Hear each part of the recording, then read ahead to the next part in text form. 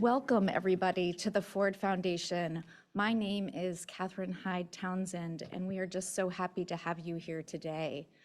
I am a middle-aged white woman with mid-length brown hair, and my pronouns are she and her. This side event is co-organized by the Ford Foundation, the Disability Rights Fund, and the UN Partnership on the Rights of Persons with Disabilities. The International Disability Alliance, the Association of Women's Rights in Development, or AWID, as well as the Center for Inclusive Policy, Women Enabled International, OHCHR, UNICEF, and the permanent missions to the UN of the UK, United States, Finland, and Mexico. Before getting started, I'd like to share a few quick housekeeping announcements.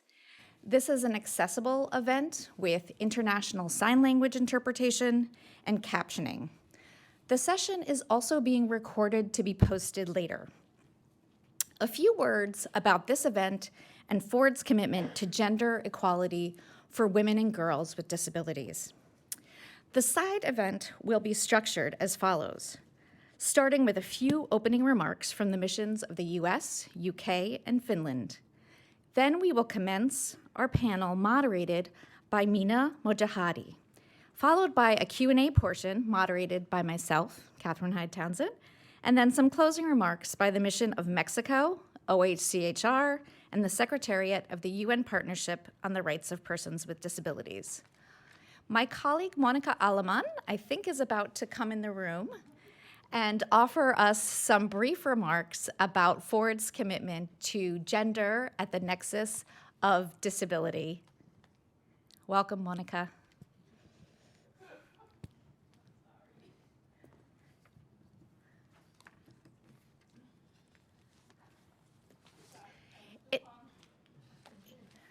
No apologies needed.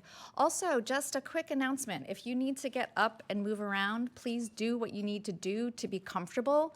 This is part of accessibility as well. It's not just about technical accessibility, but about creating a culture where we can all be ourselves in this room and have an open dialogue. Thank you. Welcome, Monica. Good morning, good afternoon, good evening, depending on where you are in your biological time zone. I am Monica Aleman. I am the International Program Director for our gender justice work here at the Ford Foundation. I have been here at Ford for about 15 years now, and I am an indigenous Latina woman, short, wearing a white coat, and of a lighter complexion, but not white. I have been, I will say, and I said 15 years for a reason. It's because we at Ford have been on a journey in learning about what does intersectionality looks like, and what does it mean?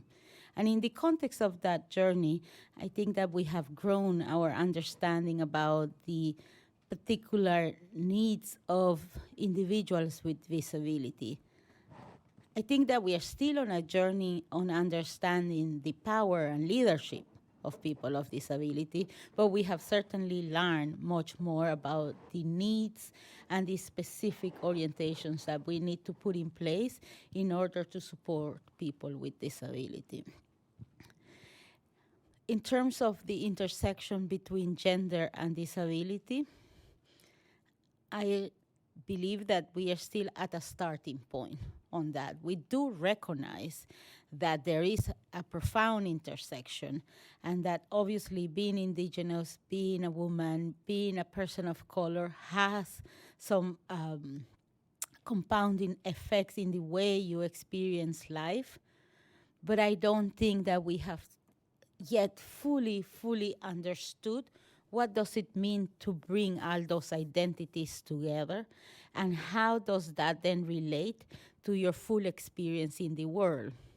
I think that one of the ways that we can do that is by being in conversations with each other. And therefore, this space, this conversation, us engaging with the disability rights movement is an important first step. Of course, we are a grant-making institution, so just being in dialogue is not enough. You know, we also have to put resources behind it. And we have seen in the last 10 to 15 years a gradual increase on the amount of financial resources that the Ford Foundation has been putting on this topic. But it's still far short from what is really needed.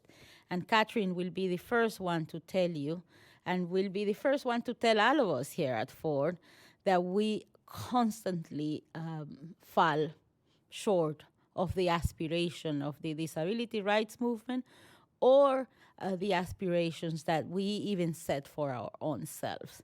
So yes, this dialogue is important, but for us, more importantly, is to continue to allocate the resources that we need to allocate for this work. So the only thing else I can say is that as someone that is directing our international gender program, we are ready to continue in this partnership, ready to continue in the partnership with Catherine, who serves as our senior advisor. And most importantly, we continuously explore partnership with organizations that are working at this intersection. So if you ever want to be in conversation with me and other members of the team about potential grants that you think will be interesting and important for us to consider, please know that you can reach out. My email is m.aleman, ALEMAN, at thefordfoundation.org. We are very interested in seeking partners, particularly those who are based outside of the United States. So if you are in Africa, if you are in Asia, or if you are in Latin America, and you have an interesting proposal for us that is bringing these two worlds together, we are interested in reading that proposal and considering that proposal. So with that, I will say thank you very much, and welcome to this discussion.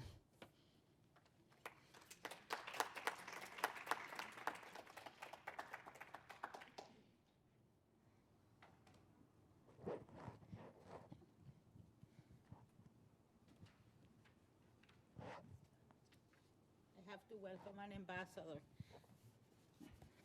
I am obviously running from my house.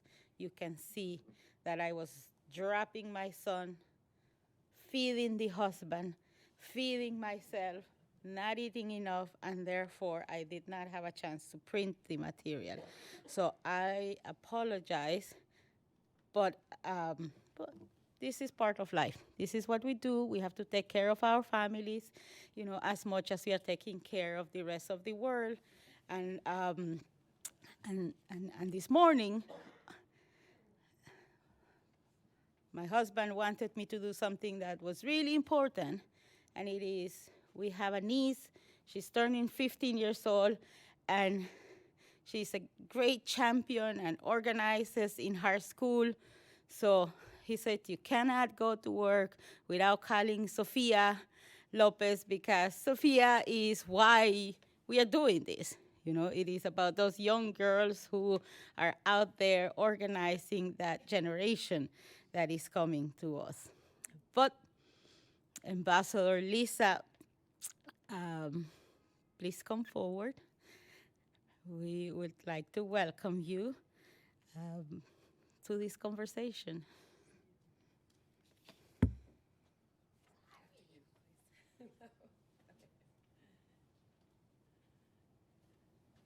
Good morning, everybody. What a real pleasure it is to be here. Let me just start off by not going to the remarks and telling Monica that I think we could all completely identify with the situation she described this morning of getting up some mornings and just being pulled in many, many different directions. So, Monica, from my point of view, no need to apologize. I have certainly been there.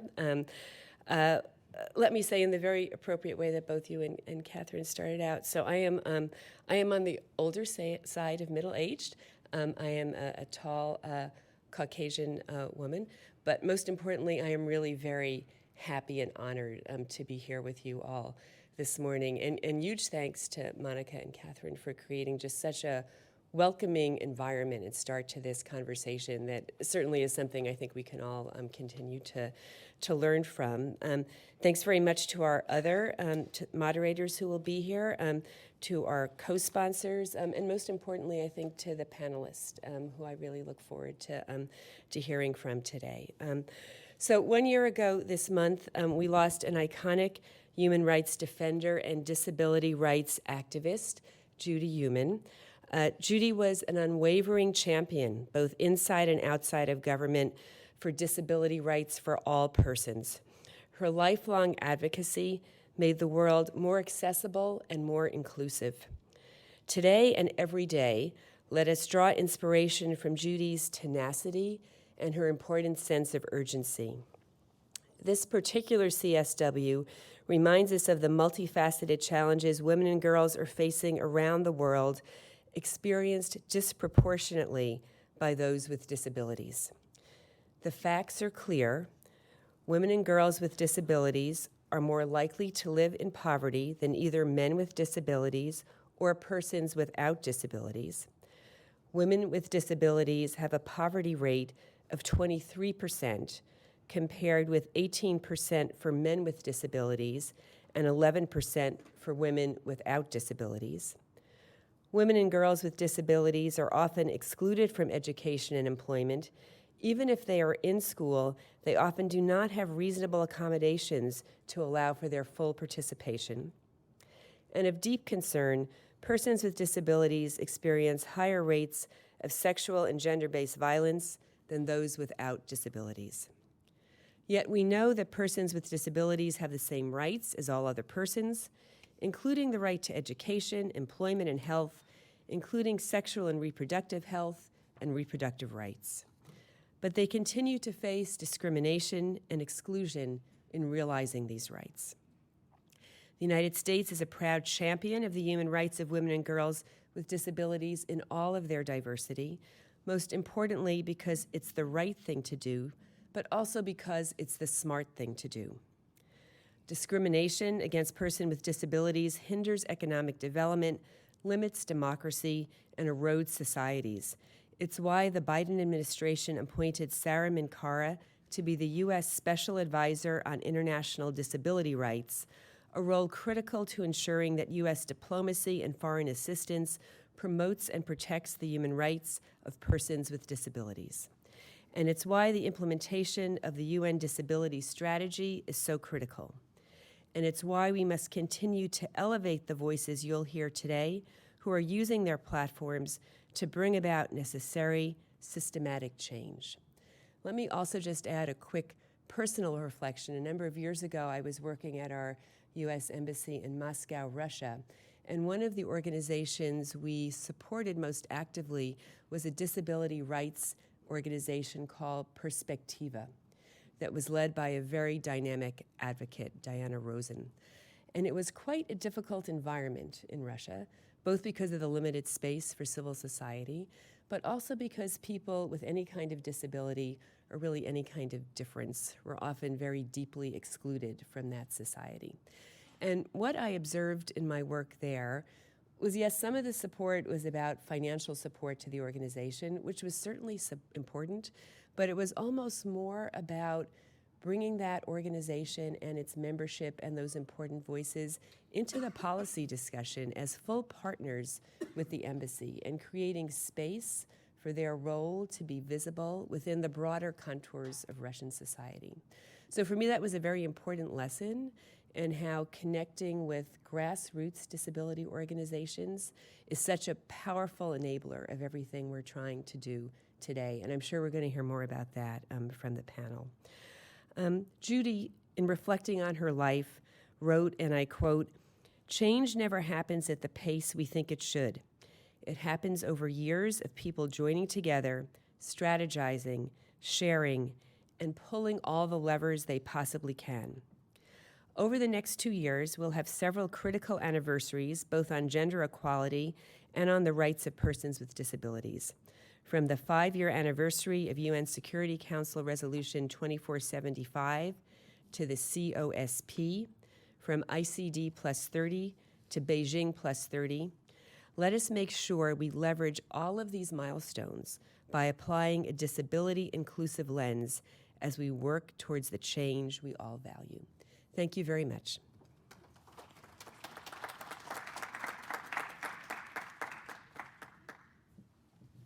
Thank you, Ambassador. And now we are going to hear a video from Alicia Hubert, the UK Special Envoy for Gender Equality, who could not join us today. She had to fly back to London over the weekend.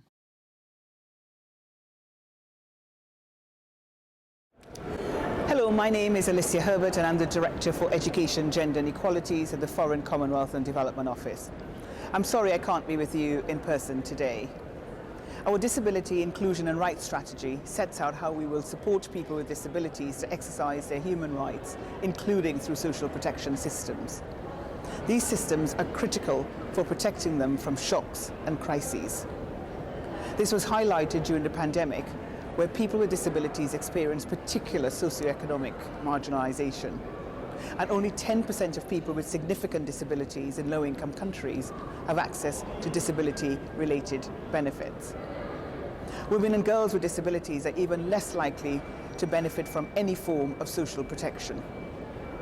We know that inclusive care and support systems are also crucial to build and maintain functional societies. Most of this work is undertaken by women. Typically, it is unpaid, and where it is paid, it does not consider decent work standards. This is why we were pleased to partner with UNICEF to explore the question of how governments can develop care and support systems that are gender and disability inclusive. The discussions highlighted the importance of acknowledging the needs, rights, and dignity of those who require care and their carers. For many families, this may mean ensuring that a child with a disability is protected through social protection systems and can access a full range of services. It means recognizing the rights of those providing care, supporting them to enter employment again if they wish, and ensuring their own needs are met. Establishing a system that upholds the rights and dignity of all provides meaningful participation of those affected, which is why I'm pleased that you're convening this event today. I look forward to hearing more and to working with you all. Thank you.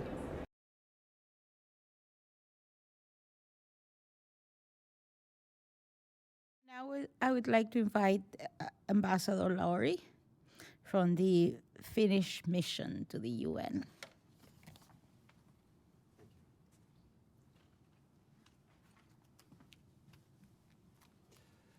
Thank you, Monica, for the warm welcome and good words. It's so nice to be here with you at the Ford Foundation. I want to also extend my highest appreciation for the work that the Ford Foundation is doing in this regard. Very impressed by the way that this event was set up to take into account the accessibility needs, and that is precisely the kind of work and the kind of standards that we want to promote also at the UN. And of course, the UN has been there along this journey with us in a most commendable way. Distinguished panelists and guests, I'm very pleased to be part of this side event and with you this morning on women with disabilities. It is important to focus on the intersection between gender and disability at the CSW, and I want to thank the organizers for having chosen this important topic. As you know, the rights of persons with disabilities is a long-standing priority for Finland and our foreign policy. And I must add, it is a key part of our development policy and cooperation in the world in a very concrete way, and also part of our humanitarian aid efforts. We have, I think, successfully managed to mainstream the rights of persons with disabilities and the efforts in our work. We advocate for the rights of persons with disabilities, especially women and girls, also as a member of the UN Human Rights Council. As you know, we are members of the Human Rights Council since 22 and until actually through this year. The starting point is that systems, structures and services must be inclusive and accessible to all persons with disabilities and at all levels. As Finland, we aim to ensure especially the participation of women with disabilities and the support of their own organizations and movements. We find it very important to advance mainstreaming of the rights of persons with disabilities broadly in the UN. This means inclusion of persons with disabilities and the implementation of the UN Disability Inclusion Strategy. Now, I think Monica was very well describing the journey that we are going through, and as you know, we Finns are very pragmatic. We like to do things very concretely and without making too much fuss about it. And I think that is a sort of next level where we need to be working on. In Finland, the disability services are planned in a way that we aim to increase the individual autonomy and independence of persons with disabilities, including the freedom to make their own choices. And I want to emphasize the role of social services in this regard. For example, in Finland, we try to focus on individual disability services such as personal assistance, mobility and transport, and coaching. Efforts have been made to arrange housing for persons with disabilities in increasingly individualized ways. We're also doing national legislative reforms to, among other aims, bring persons with intellectual disabilities to more equal standing with other persons with disabilities, and supporting also women and mothers, improving family and work-life balance. While we have taken important steps, there's still a lot to be done. I see this as a shared responsibility of us all, and I am sure that the conversations today will give us good perspectives on where to focus future action. I look forward to the discussions today, and I thank you for your attention. Thank you.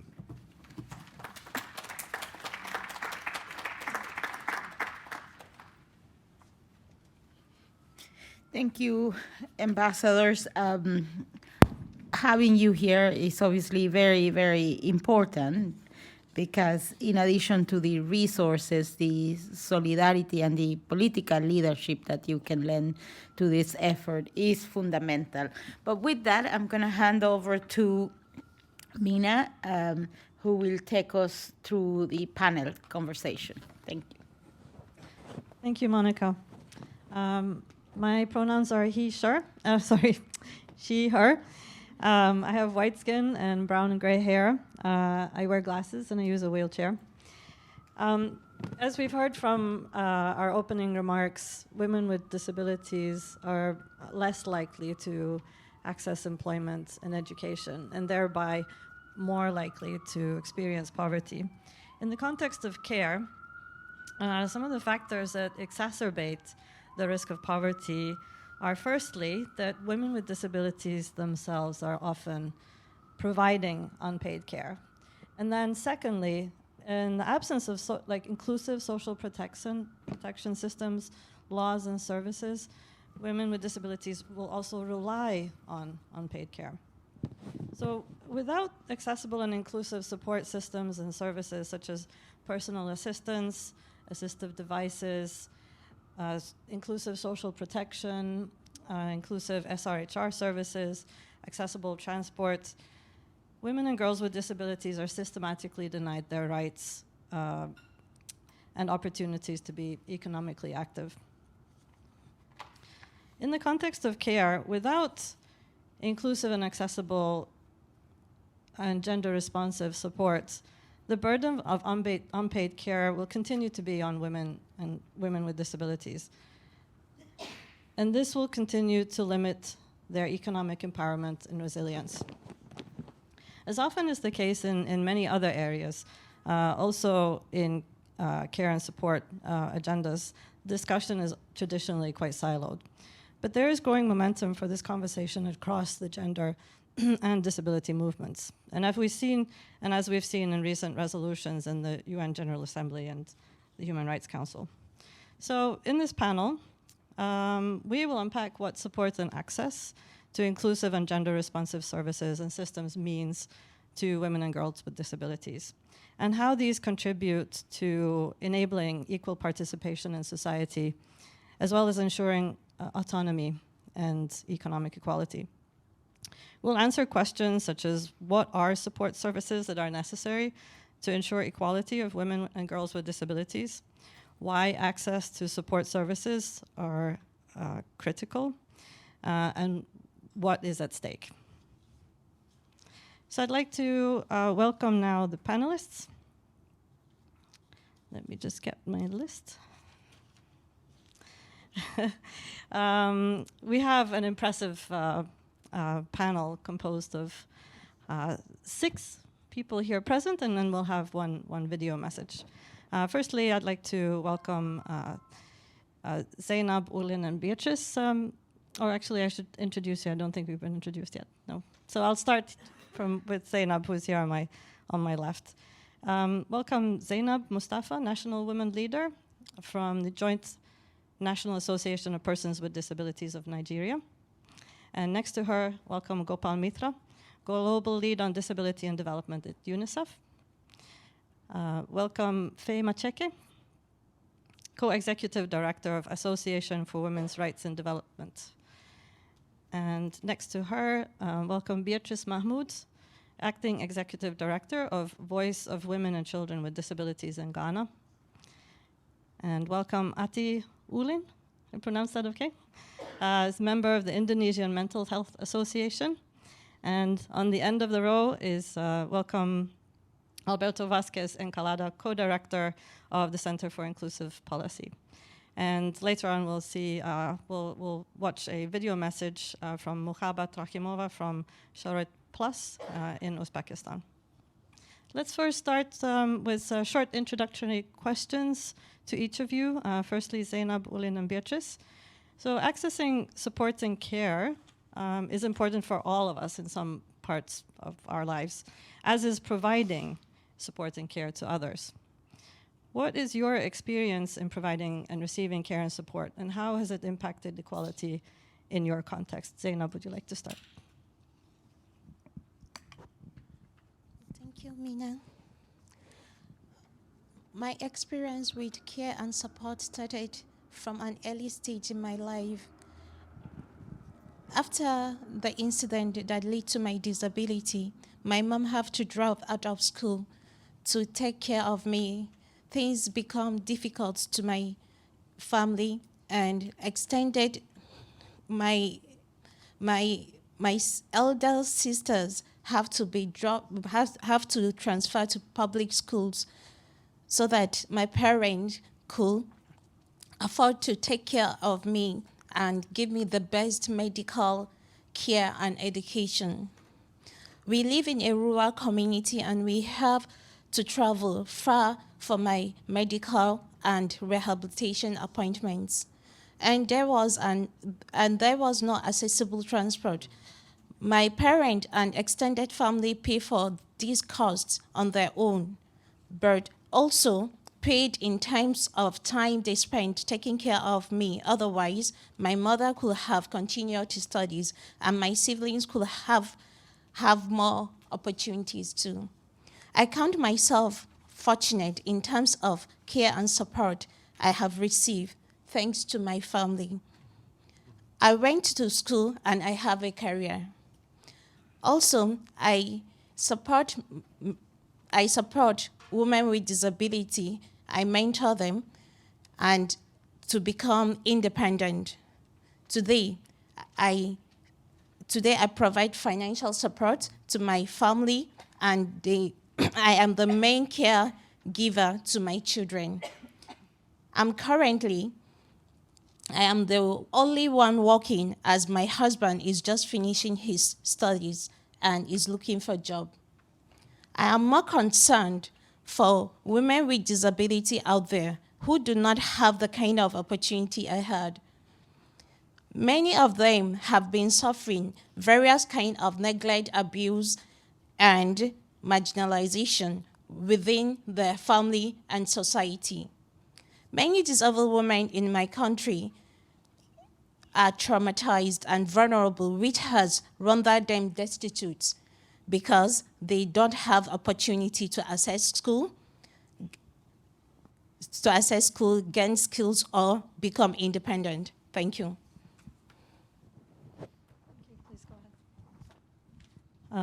Ulin, would you like to go next, please? Okay, thank you. So my pronouns are she and her. I'm a young Indonesian woman wearing a hijab, a very cute looking one. Okay. Okay, so when I first knew I had a disability, my family situation was not ideal financially, and also due to my mental health condition.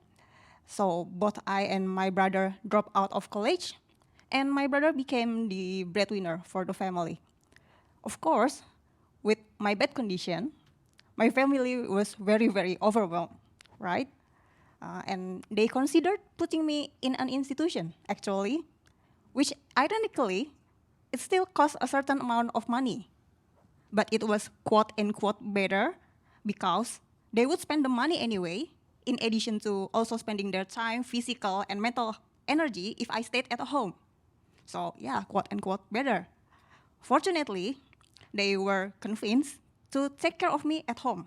Yeah, just take me at home, and lucky for me, not force me to marry someone rich, which happens to other women with disabilities I know.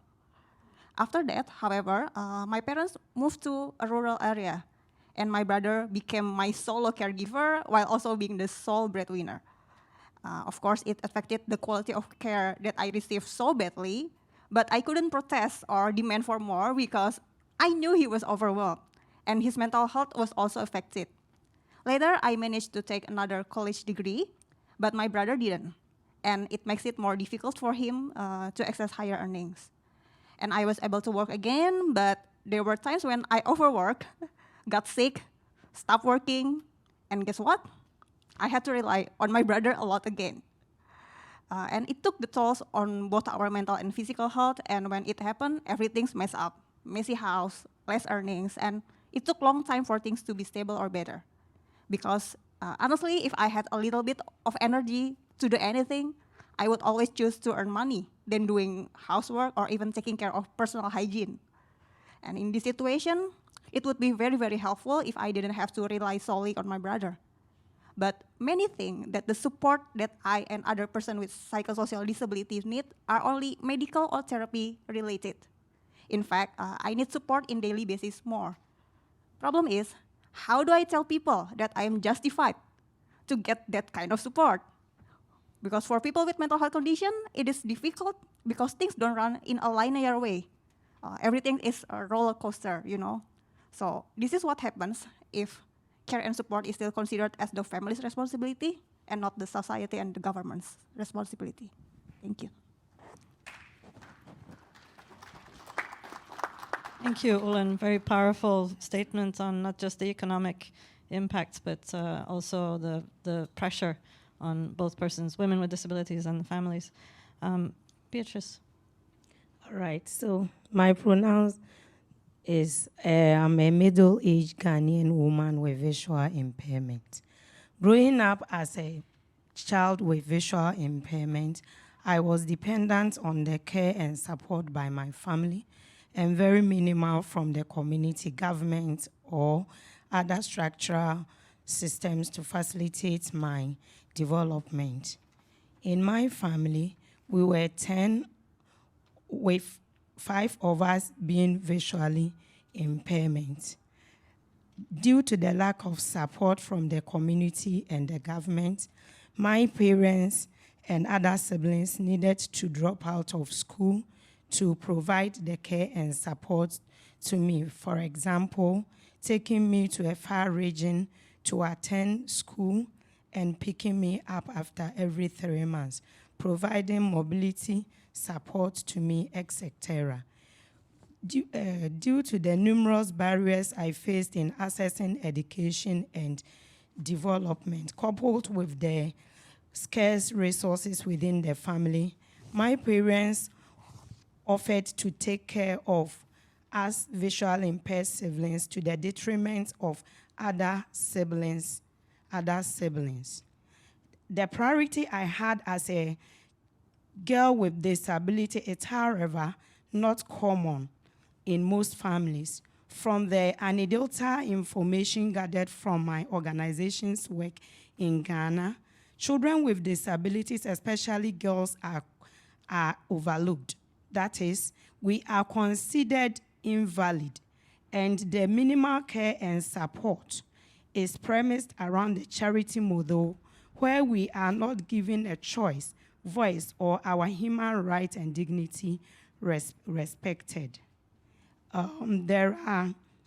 We go through series of abuses, neglect, and lack access to products and services to facilitate our participation and independence living in the society.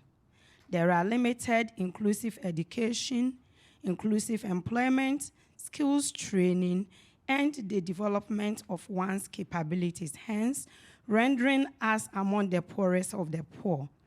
Again, caregivers or mothers of children with disabilities sometimes abandon or quit their job to provide care and support to children with disabilities. This lessens the family income, but yet have more expenses to incur because of the disability-related cost. I must say that, indeed, there is a cost for unpaid care and support. And in my family, it affected the non-persons with disability. Let me also say that women with disabilities double as caregivers. That is, we provide care and support like any other women. In most cases, we are left in the homes to provide care and support to the younger children, for other family members to learn a trade, go to school, go to work, obtain a skill, to the detriment of our development. As any other woman, we also perform household chores. We go to market, we nurture children. But this may take a longer time and very expensive because of the inaccessible nature of the environment and some structural barriers. Thank you. Over. Thank you, Beatrice. So from the panelists, we've heard about the costs on a household when there's lack of support systems in the community or from society. Not only in lost income, but also on additional costs for assistive devices or transportation. Beatrice, who pays for this? How can families manage these costs? So the payment for assistive devices, that is either white cane, wheelchair, braille machines, hearing aid, then accessible transportation.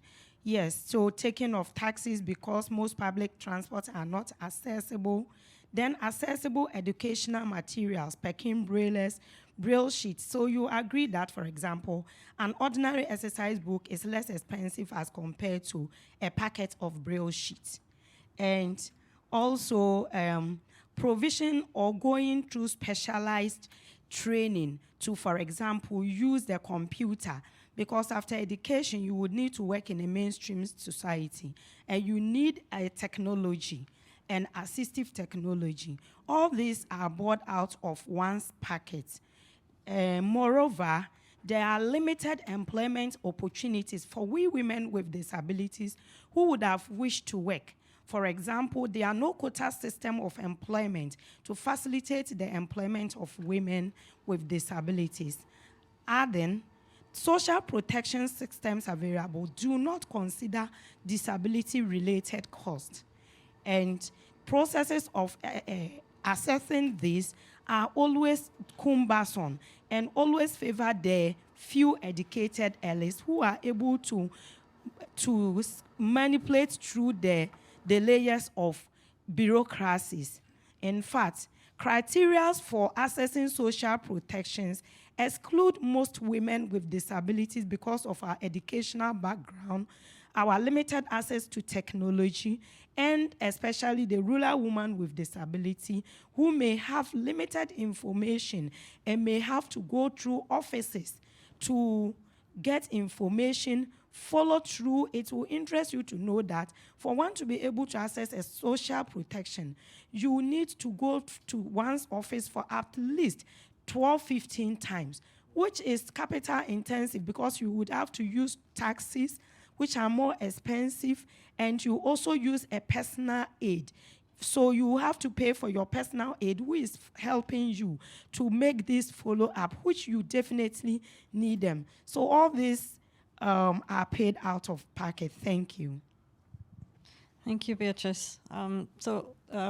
We've heard many of the gaps and what these sort of the burden is, both financially and in terms of pressure. Ulin, you've been involved in advocating for inclusive social protection programs in Indonesia. What gaps do you see in social protection for women with disabilities? Right, so in Indonesia, there are very strict measures by the Ministry of Social Affairs to determine if someone is considered poor. And it is such a very low threshold that many people living in poverty are still not considered poor.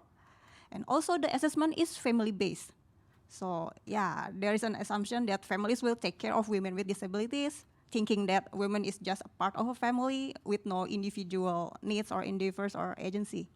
So being dependent on the family, in addition to having a family-based poverty assessment, means that social protection programs are not designed based and for our needs, and nor to promote our agency and economic independence.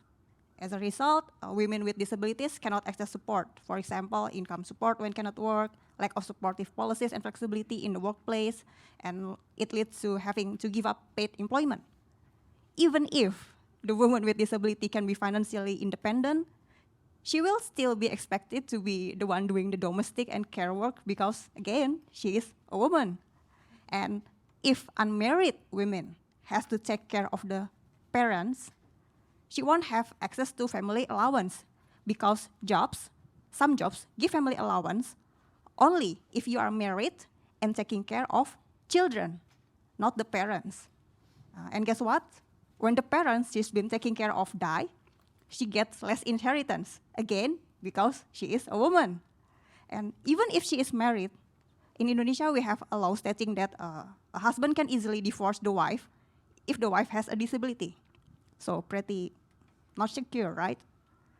So therefore, I think we need women with disabilities to be involved in policy making, so social protection system can be designed according to our needs and promotes our rights, whether we choose to work or not, marry or not marry, and take care of children or parents or anyone. Thank you. Thank you, Ulin. We've heard from the panelists the gaps in social protection. Given UNICEF's work to advance disability inclusive social protection reforms, Gopal, can you tell us, have you seen these gaps in UNICEF's work across all regions? And can you tell us what the challenges are specifically for low-income countries? Thank you so much, Meena. My pronouns are he and him. I am a South Asian man, salt and pepper hair. I wear dark glasses, and I identify as a person who is blind. I think the fellow panelists, so many points that that have been made resonate so much on what we see on the ground, really. Let me reflect on a few issues. You know, beyond the issue of accessibility of general programs and service delivery, one of the key challenges that we see, as I think was also touched upon, is identification of children and adults with disabilities, particularly women and girls with disabilities, for disability-related support. It is critical that social registries that are used to deliver social protection programs are inclusive. Disability certification systems if not designed with intentionality to include or to address women and girls with disabilities, will often tend to leave them out. If you see the registration of women and girls with disabilities are far less. We have seen that social behavior change component can really help as it helps address some of the stigma and prejudice that exists, that are even more for women and girls with disabilities. Secondly, social protection, cash transfer programs have to expand. Of course, there is an issue of resources, but there are other gaps too, as was pointed out by my fellow panelist. The first step that we see in the expansion is addressing through household cash transfers. And we know the gender dynamics within the household adversely impact women and girls with disabilities. So we have seen that targeted support for women and girls with disabilities evolving into individual targeted disability allowance helps. The third issue is we have to understand, again, that was pointed out, that social protection is an instrument that can help address disability-related support costs, and not only to be seen from a viewpoint of incapacity benefits. A woman with disability has extra costs related to seeking and retaining a job that needs to be covered, and we see gaps there also. Lastly, and our joint guidance that we are producing with the World Bank, with ILO, FCDO, GIZ, with support from UNPRPD, Norway, and the EU, are addressing some of the problems. Let me end with the last point. The diversity of disability-related costs, for example, related to assistive technology, personal assistance, healthcare costs, and so on, no cash transfer can cover it all. So progressively support packages, taking into consideration the diversity of needs, have to be progressively developed, and where education, health, social protection, or ministries have to come together and pull in resources. The need of a young mother, single mother with disability, who is doing a job, is much different from a young boy with disability about to enter college. So these differentiated needs have to be considered, and evolved and certification systems, assessment systems should take into consideration all these factors and eventually involve into a case management approach. At UNICEF, we are currently doing work with World Bank, with CIP, to develop disability measurement systems and a toolbox of identification and certification in low-income settings, which we feel will contribute towards these efforts. Thank you. Thank you. So we've sort of heard some of the issues from UNICEF's work and from the ground. So Alberto, the Center for Inclusive Policy has conducted research on inclusive community supports and services. What are the biggest challenges that countries are grappling with to transform care and support systems? Thank you, Mina. Good morning, everyone. My pronouns are he, him. I'm a Latino man with psychosocial disabilities, with brown skin, glasses, and curly hair. Answering your question. Well, most of the research we conduct is in low and middle income countries. And what we find as the primary challenge is the absence of state-funded support services and programs. And for example, in Latin America, based on the available data from census and surveys, the support provided by family members account for 90% of all the human assistance people with disability receives. That's very high. And as we have discussed, and everybody knows, the responsibility falls mainly on women, including mothers, grandmothers, sisters, partners, daughters. And in another line of research we conduct, which is about the additional extra cost of living with a disability, we have identified also that human support is consistently one of the highest expenses that households with disabilities face, not because they pay for personal assistance, but because the cost of providing the human support in the household through stopping working, stopping going to school. For example, in a recent study we conducted with SODIS in Peru, we found that the average cost of human support is around 43% of the total expenditure of necessary goods and services that households need to achieve the full inclusion of children with disability. And for adults was around 35%. And we got similar results in India, Georgia, and other countries. So this is a big aspect of the work that needs to be done.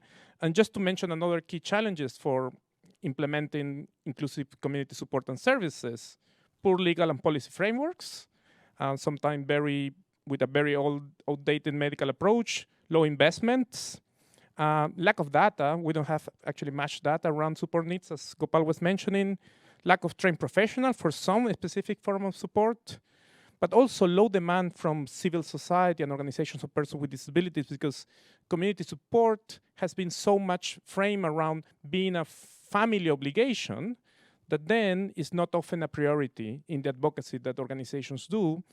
And finally, as many of the panelists mentioned, I mean, the lack of accessible and inclusive service in general, not having inclusive education and having accessible transport, basically increase the support needs of persons with disabilities and make it harder to actually bridge that gap.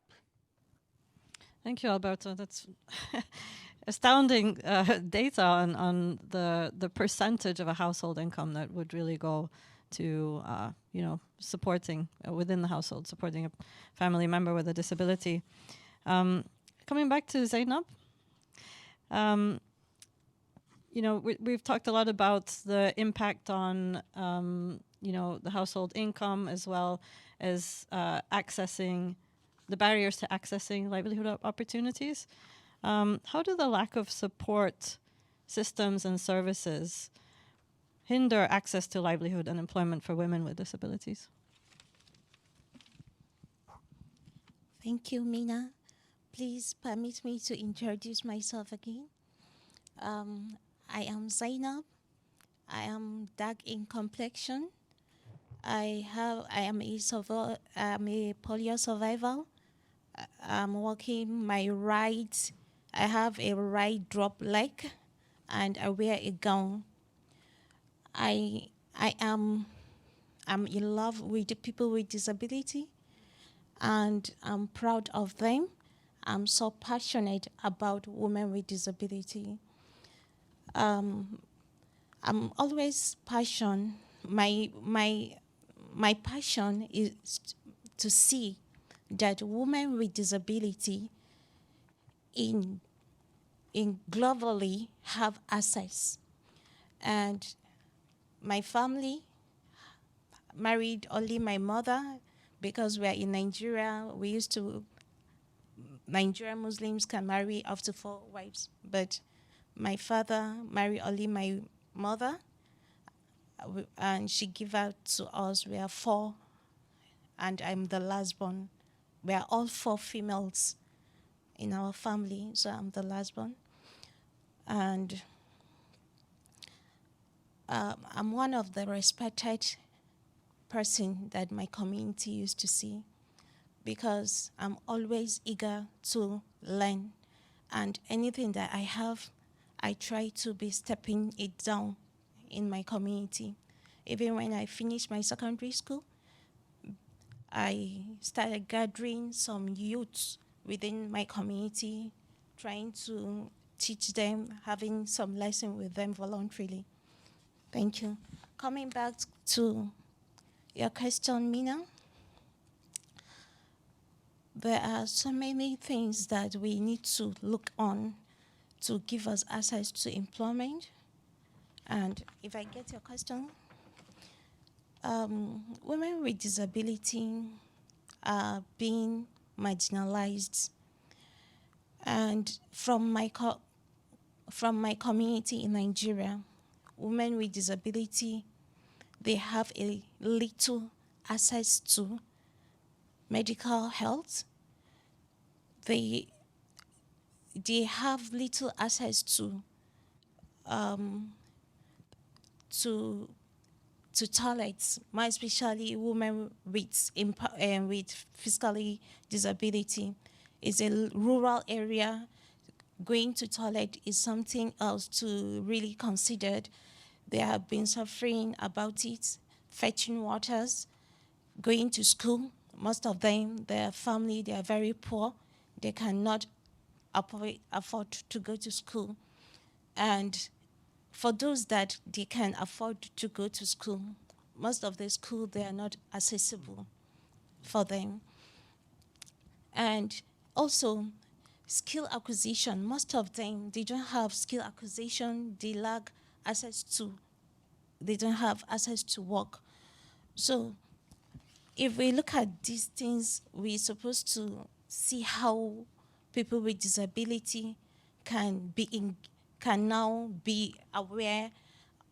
They should have awareness on how they can access all these things, because if women with disability, they are able to be empowered, there will be less liability to their family. The way people used to see us, we are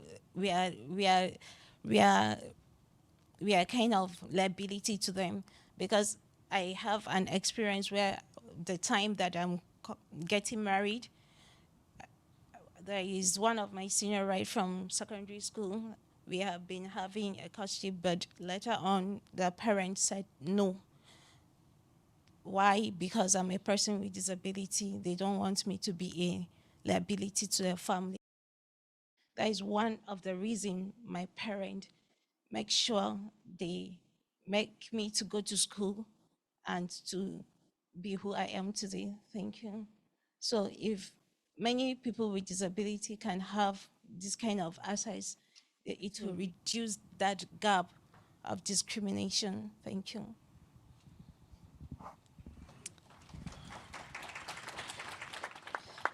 Thank you, Zainab. So also just employment and access to employment can play a big part in just that autonomy within the society, and maybe reduce some of that support burden also from the family. Let's now hear from Muhabat Rahimova, who is the leader of Sharait Plus, a women-led organization of persons with disabilities in Uzbekistan. She'll be talking about the gaps in GBV services for women and girls with disabilities and why these services are essential for breaking the cycles of violence and ensuring equal participation in society. The reason we are working on strengthening gender-based violence services with focus on women and girls with disabilities, because this area is crucial for ensuring the safety and well-being of women and girls with disabilities. As most women and girls with disabilities usually live in isolation and sit at home and being subjected to various forms of violence within the society and the family environment. Despite some progress in the social protection of persons with disabilities in Uzbekistan, provision of access to gender-based violence services for women and girls with disabilities is underway.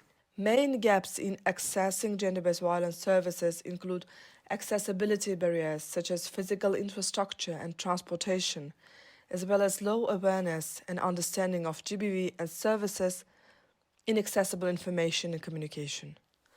Moreover, stigma and discrimination from service providers and family members often deter women and girls with disabilities from seeking the support they need. As a result, many of them are unable to access essential GBV services, leaving them vulnerable to further harm and perpetuating their cycle of marginalization and exclusion. Therefore, addressing these gaps is crucial to ensure that women and girls with disabilities have equal access to GBV services and receive the support they need to address and prevent violence in their lives. In the realm of employment and work, the fear of violence or the actual experience of abuse can prevent women and girls with disabilities from seeking or maintaining employment. This limits their economic independence and hampers their ability to contribute meaningfully to their communities and societies. Joint efforts with UNFPA within the UN Partnership on the Rights of Persons with Disabilities program played a crucial role in addressing the issue of provision of GBV services for women and girls with disabilities in Uzbekistan. To achieve this, the program conducted a comprehensive needs assessment to understand the specific challenges faced by women and girls with disabilities in terms of availability and accessibility of GBV services. The most effective part of this assessment was that we were able to have very open discussions with women and girls with disabilities because they trust only a person like themselves. Building on this assessment, a training module on provision of coordinated inclusive services to GBV survivors was developed for the key service providers from law enforcement, healthcare, social and psychological services. This innovative training module and training activities marked the first time such comprehensive training took place in Uzbekistan. In my view, it was crucial to engage women with disabilities directly to reach the objectives of the program. Being a woman with a disability and leading the Sharoit Plus Association of People with Disabilities, we were able to bring unique insights and perspectives to the table, ensuring that the needs and experiences of women and girls with disabilities were effectively addressed and solutions developed were truly responsive to the realities faced by women and girls with disabilities in Uzbekistan. Availability of inclusive GBV services not only provide immediate assistance to survivors who are women and girls with disabilities, but also contribute to their long-term participation and inclusion in society. When women and girls with disabilities can access the support they need to address violence, they are better positioned to pursue education, employment, and community engagement opportunities. This, in turn, contributes to their full and effective participation, overall well-being, and fosters a more equitable and inclusive society. Mukhabat mentions also access to inclusive and accessible GBV and SRHR services are really the foundation for equality of women with disabilities. Going to Faye. Faye, you work within the gender movement. What opportunities do you see, how can a cross-movements collaboration between the women's movement and disability movement advance economic justice for women and girls with disabilities? Thank you, Mina. My name is Faye Macheke. My pronouns are she, her.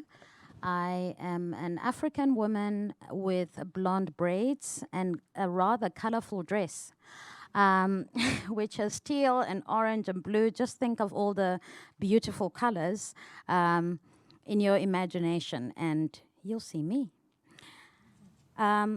So in terms of a cross-movement collaboration, I think this is it. This panel where we have different representation of folks who can talk about their struggles because we know they are connected. And for us, it's really about intersectionality being key. Our differences should collectively support us in holistic advocacy for change in policy, change in structural, change in a push for structural change. I remember as an example of what we are trying to achieve, how in South Africa, where I reside in 1994, everyone was going to vote, and it was a very exciting time. Everyone came out in the streets to vote, and it was women were voting, black people were voting at the same time. What I don't remember is seeing a ramp at the voting station. I do not remember anybody with sign language at the voting station. I do not remember anything that said access. And for me, that is where intersectionality plays a role, because as feminists, we believe that I am my sister's keeper, but my sister is also my keeper. So how do we collectively advocate for these changes? For me, public services are essential. As Public Services International reminds us, gender transformative public quality services are the greatest equalizer and leveler of equality in society, giving everyone equal and universal access to services across their life course from early childhood education to elder.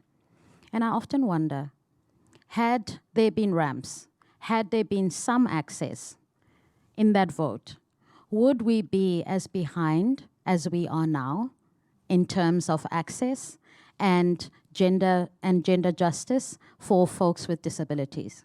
Would we be there now? And so what can we do as mainstream women's organizations together with disability justice organizations? And I say that we're already doing it. An example of this panel should actually be replicated at every single CSW event. We should be having panels where intersectionally there is representation on all parts of our population. The synergization of expertise, resources, and advocacy platforms supports us to arrive at where we want to be, and enhanced visibility and awareness will ensure that we have players that are able to advocate for specific economic challenges being faced by disability justice activists. We are holding a convening as AWID in December, and what has struck me is that we have a accessibility committee. We have learned so much about access that we would never have learned as a mainstream organization without the involvement of persons with disabilities. Some of these are really structural inequalities, and this forum that we're having, which is in Bangkok, I didn't even know that there were various types of wheelchairs and various types of building regulations that may or may not allow people with access to be able to adequately support themselves in terms of accommodation, in terms of even building access. So as a learning and advocacy, I believe very strongly, and we believe that persons with disabilities can and should be at the forefront of change, should be first and forefront in terms of leadership, of advocacy, and we are here to amplify and support the disability movement. Thank you very much, Faye. So we have a lot of regular participants at CSW, so please take up this call to action. So the intersections of gender and disability always across CSW. Let's go back to Alberto next. The Center for Inclusive Policy, like you were describing earlier, has conducted research for different reports, including for the UN on this topic of care and support systems. How are countries including persons with disabilities in the care and support agenda? Well, I think in Latin America, for example, where the care agenda, as you may know, is progressing faster, we have identified that disability is not adequately integrated into state plans and responses. No, the emphasis remains on those who provide care rather than all parties of the care relationship. And policy solutions are frequently developed with the needs of caregivers in mind, even when they may conflict with the needs of those receiving care. And so, as a result, people with disabilities remain perceived as passive recipients of care, and with laws and policies that are being adopted now, continuing to be constructed around concepts of dependency, for example, which is very prevalent in most legislation around care. There is also a limited understanding of what we have been talking about in this panel, which is this dynamic nature of care relationships, of people can provide and receive care at the same time as most women with disabilities. So I think we need to reframe a bit the conversation around care and care economy towards what the resolution of the General Assembly have done, towards care and support systems that are gender responsive and disability inclusive, and I think we should add age appropriate, because I think we cannot afford to overlook again the needs of children and older people in these discussions. I think if we, for example, were discussing more hours of school as part of this reducing the responsibilities of parents, I think we need to hear children too. And then the second part is policy imagination. No, I think that's essential, because we need to design, as what has been said, policy packages that are truly disability inclusive, that move beyond these outdated, medicalized, and segregated approaches. And for example, instead of investing in group homes, why don't we explore personal assistance schemes? If we, instead of just creating daycare for adults with disabilities, why don't we invest in independent living centers? So I think there are many ways to use that policy imagination. And for that, basically, what we need is to engage actively with people with disabilities and their organizations, particularly women with disabilities, but also it's important to have them from the local level, because we also need localization of the responses. And we know this very well, like one size does not fit all. And this is true for everything, for the disability sector and the care agenda. And so we need also to invest in responses that are tailored to the needs of the diverse contexts we want to operate now. Thank you very much. And thank you so much to all of our panelists for this super rich discussion. A lot of dimensions. It's quite a complex area that, as Alberto said, really needs more discussion, more clarification. So I'm sure this sparked lots of questions from our audience. So we'll open the floor for Q&A.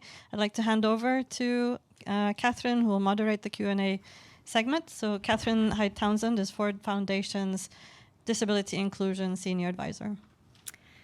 Thank you so much, Mina, and our amazing panelists. I so appreciated this reflective dialogue that really built in your own personal experiences that make this topic real, this understanding that the care agenda must be considered both in terms of women with disabilities as providers of care as well as receivers of care. I'd like to open it up to the audience for some question and answers. We've got about 10 minutes.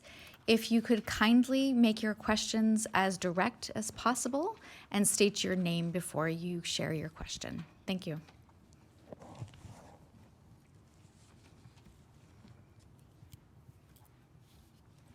Hi, my name is Lilia Österman. I'm from the Human Rights and Disability Unit at OHEHR. I would like to ask a question to our colleague from UNICEF. What risks do you see, especially from a child rights perspective, if this agenda moves ahead without taking into account the perspectives and experiences of both providers and receivers of care and support? We're just going to take a couple of questions all at once. Is there anybody else who'd like to pose a question? Kara?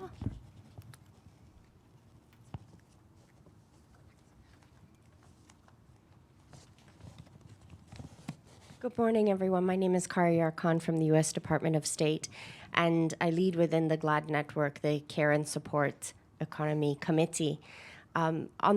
From the perspective of donors, what we often hear, and we've heard this specifically from our colleagues at USAID, is that organizations of persons with disabilities are not asking donors for guidance on how to apply for funding for support in the care economy. And I'm curious if anyone has any ideas of how can we close that gap between OPDs and donors in terms of what information is it that we as donors are not providing so that we know that you know that we are interested in providing support in this area. Thank you. Thank you. And we'll take one more question. I'm Stephanie Greppo. I'm from Columbia University, middle-aged Caucasian woman with glasses who talks with her hands because she is from New York City. My question is to everyone here. At the beginning, we acknowledged the impact of Judy Heumann on the disability rights movement. I'd love to hear from people who has inspired you. Zainab, you mentioned that you are a leader in your community. I'd love to hear from you. Who is your inspiration? Thank you so much for coming today. Thank you so much. Gopal, could we start with you addressing what are the risks? Okay. And Judy was also an inspiration to so many of us. And in our local communities, when we also have leaders like who have inspired us along the way. But Judy is in her own way so remarkable. Just wanted to take the opportunity to pay gratitude. Coming back to the question, to start with, we have to acknowledge that this whole issue of unpaid care, when we're talking about dependency and burden, it stems from the fact, the shortcomings of the state, of governments, to provide the diversity of support to persons with disabilities, particularly women and girls with disabilities, across the life cycle. If we do not acknowledge this, and the issue remains the primary and the only responsibility of families, and the discourse on dependency, on burden will get further entrenched. We have to really shift from that. And at UNICEF, that's the reason strengthening care and support system is one of the cross-sectoral strategic priorities identified by a strategy last year. We are already seeing risks for children with disabilities. For example, in many low-income countries, special schools, care homes still are part of that viable policy option. Until recently, when many papers on the care economy put care homes as one of the pillars of the care system. We have seen, for example, daycare, which was one of the primary ways to prevent deinstitutionalization, or to prevent institutionalization, and promote deinstitutionalization. But we have seen that children with disabilities grow up, they get stuck in daycare centers because there are no inclusive schools and the whole support needs are not considered, the diversity of support across the life cycle.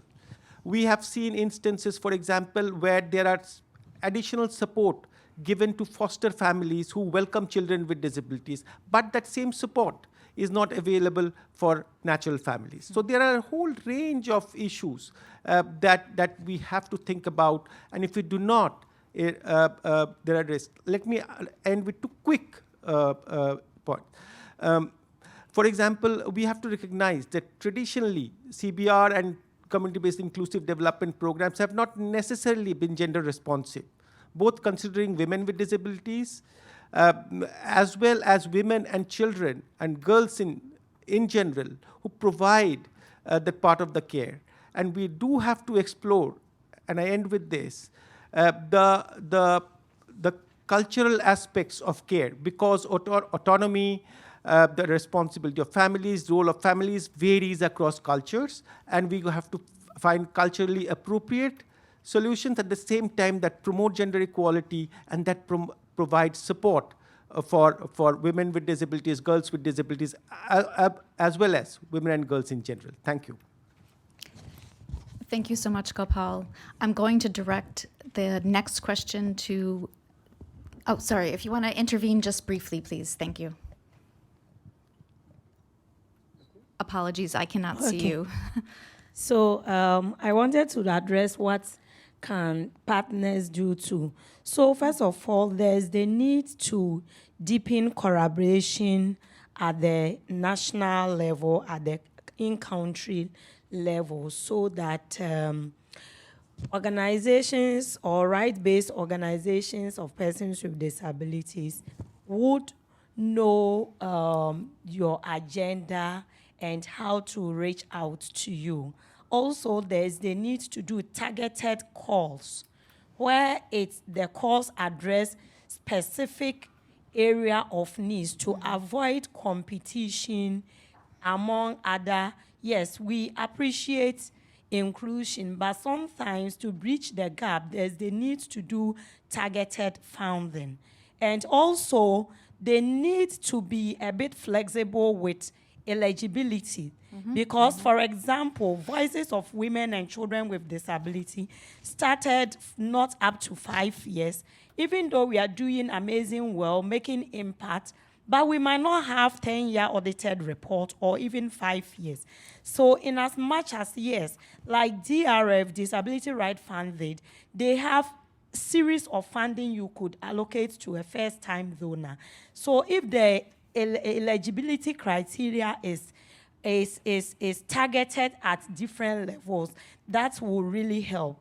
And again, if information on grounds are made accessible and targeted among the targeted populations, it will help. Thank you. Thank you so much. I think this issue of targeted funding for women with disabilities and their work is incredibly important. Alberto, I'm going to give you just a brief amount of time to respond, and then I'm going to hand it over to the panel to answer the question about who are your mentors and who inspires you. Just to complement the response, I think there is another issue there, which is many organizations of persons with disabilities don't feel comfortable working directly on the area of care, because care has a very strong legacy for them of institutions, disempowerment, dependency. So I think language is important. So I think following the resolution, for example, talking about care and support is a way to open a bit more the conversation. That's one barrier for many organizations.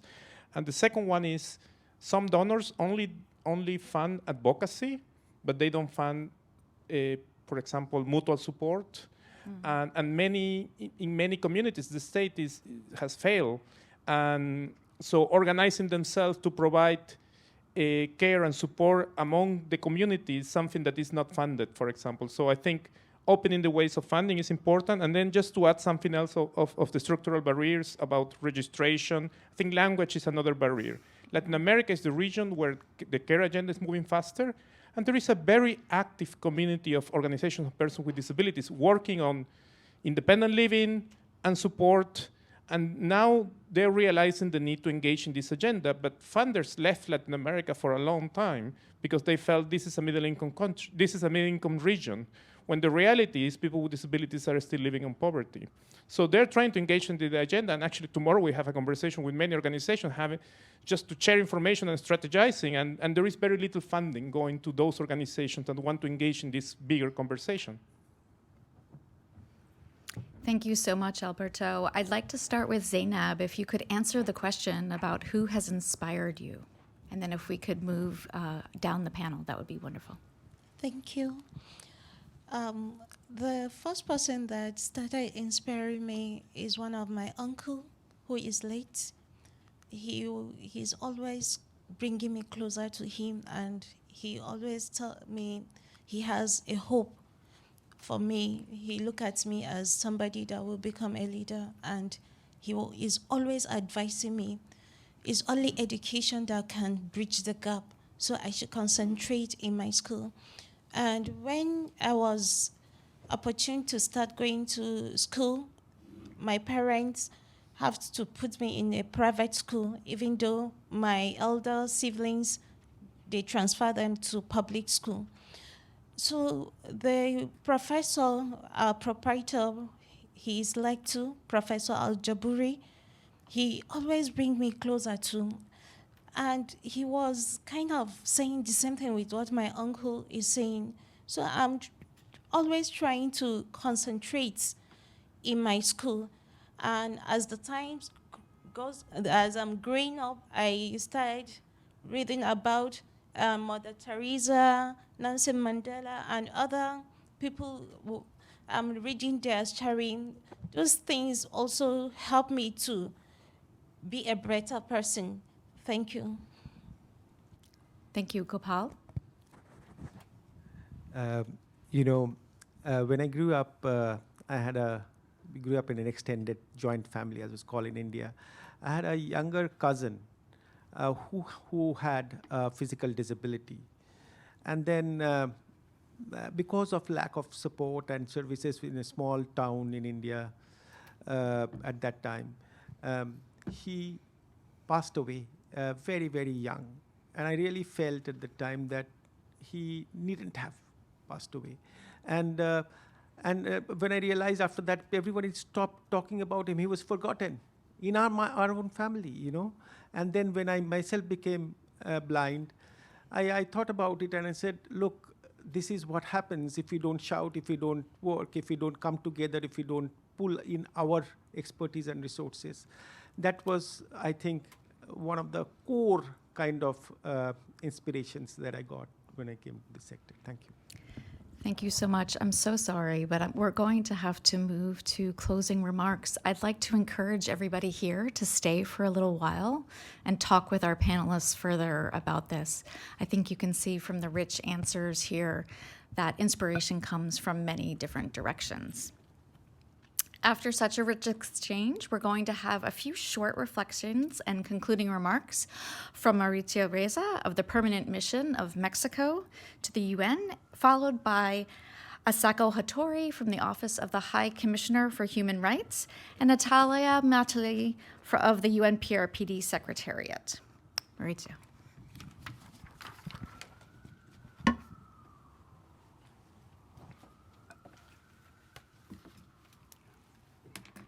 Thank you, Catherine. Good morning, colleagues. My name is Mauricio Reza. My pronouns are he, him. I'm a light-skinned male in his 30s, wearing a blue jacket, a blue shirt, and a red tie. Colleagues, today's event holds a profound significance for our country, since it covers the intersection of two very high priority topics: gender and the rights of persons with disabilities. Within the framework of our feminist foreign policy, we stand behind the insights derived from today's conclusions, which underscore the importance of integrating a gender lens into all policies, including those aimed at care and support.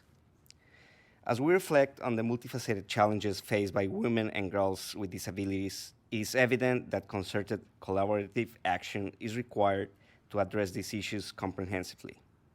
As we navigate discussions around care and support, it is imperative that the rights, dignity, and voices of women and girls with disabilities, both caregivers and those who receive care, are at the forefront of our agenda.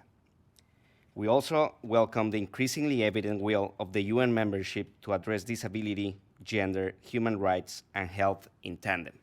For instance, the most recent General Assembly resolution on the implementation of the CRPD, co-facilitated by Mexico and New Zealand and adopted by consensus, contains several paragraphs urging member states to address the multiple and intersecting forms of discrimination faced by women and girls with disabilities, to be gender responsive when mainstreaming disability rights, to eliminate sexual and gender-based violence in the disability realm, and to provide free or affordable healthcare services, including sexual and reproductive health services to persons with disabilities.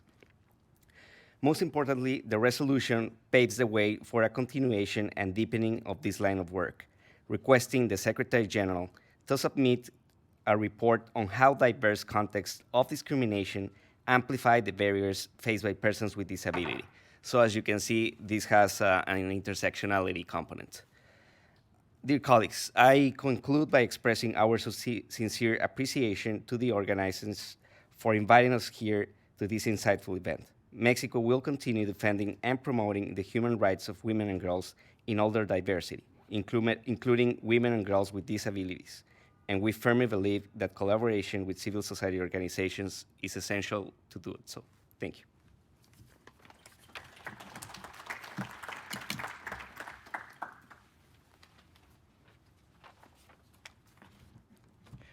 Hello, distinguished participants.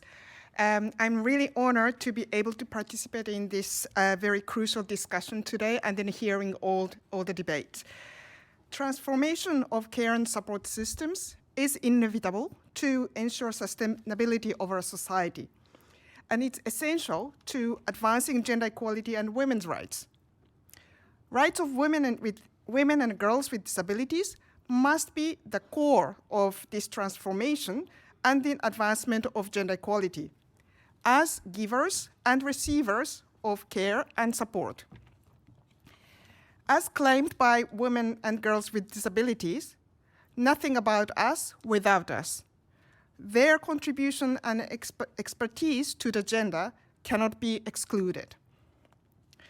Support is about assisting persons with disabilities, respecting their dignity, agency, and autonomy, and enabling them to live their life in communities.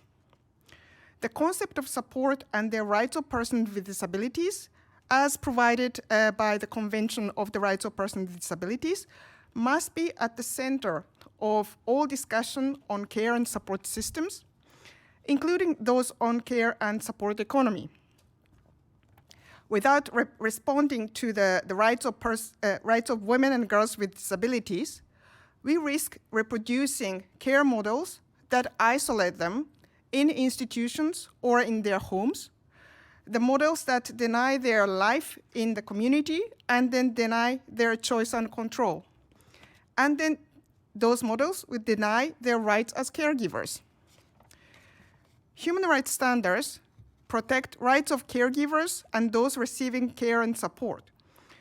Human rights standards can guide true transformation of care and support systems that promotes equality, leaves no one behind, and is served for current and future generations. I would like to call for states and all the other stakeholders to apply a full range of human rights standards in the transformation of care and support systems, and then place rights and voices women and girls with disability at the center. And we are, as we stand, ready to join this force with you. Thank you very much.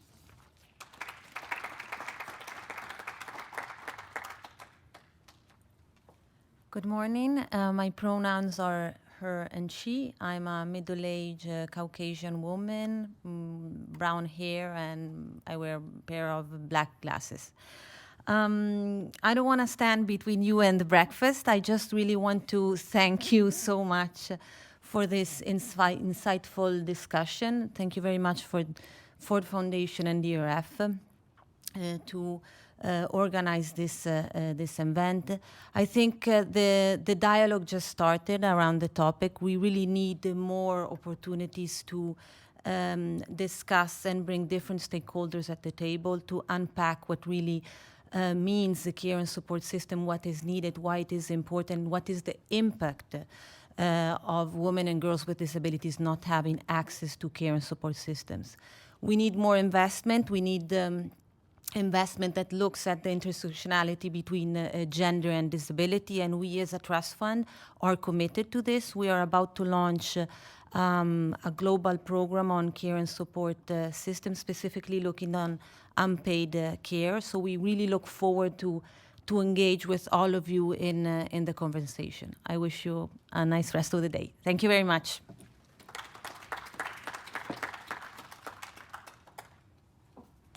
I just want to give a final thanks to Mina, to our speakers and panelists. Thank you so much for coming here today. I think we all have heard a clarion call that we must include women with disabilities and address not only gender norms, but disability social norms as we seek to ensure that all social protection and care approaches are inclusive of women and girls with disabilities. I also want to thank the co-organizers and co-sponsors, our captioner, Sherry, and the international sign interpreters, Fernando and Juan Carlos, and of course, Ford's amazing AV team. Thank you to everyone for making this event possible. We hope that you'll join us for some coffee and some food as we continue this conversation further. Thanks so much.